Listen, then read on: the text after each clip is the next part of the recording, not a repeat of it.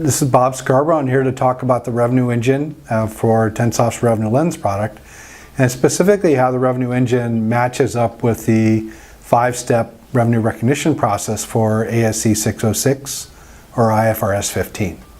So we'd like to talk about both the revenue engine process and the steps and align those graphically and in a discussion here to match the slide.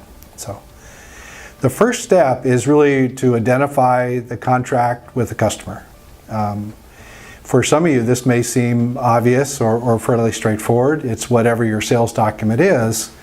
If you step back a ways and look at the types of ways that people go to market and the different ways that you sell, this could be from your website or your CRM system. It could be an invoice or a sales order or a combination of those from your ERP system.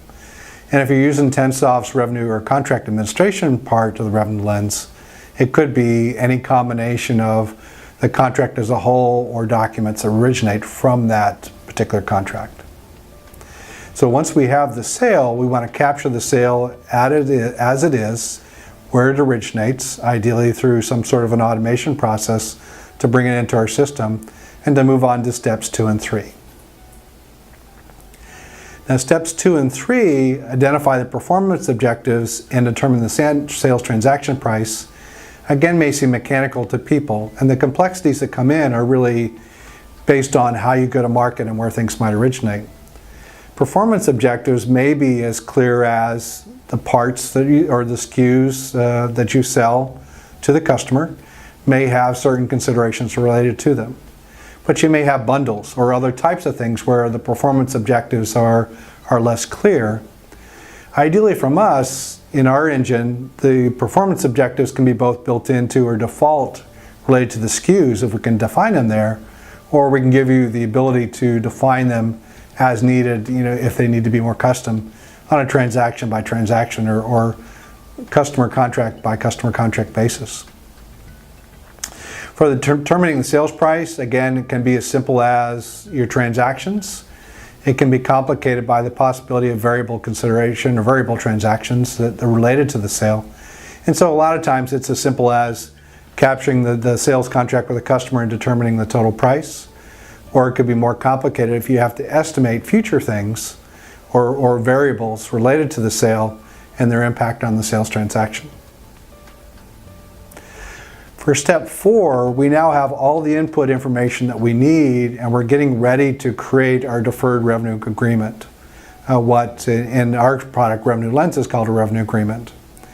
And so that's where we're going to take the appropriate sales contract with the customer, the performance objectives, the sales transaction price, and if required, we're going to allocate the revenue among the various performance objectives, allocate that transaction price among them so that we can queue up the revenue appropriately so that it can be recognized going forward. Our goal in the revenue engine is really to take these first 4 steps and understand your go-to-market process and how you sell and how we can capture that information and bring it into our system in an automated way, ideally formatting in as automated a way as possible the process from between capturing the sales contract and creating a deferred revenue agreement. Once we have a deferred revenue agreement in place, we're ready for step 5. And step 5 is really recognize revenue and based on the performance objectives. So if it's an amortization of time, if it's that we need to capture performance or unit-based transactions that happen outside of our system and bring them in for deferred revenue, if it's an event or a held process, whatever it is, we have the mechanism to take those deferred revenue agreements and analyze them, forecast them, turn them into revenue, and post all that data to your ERP system in the end.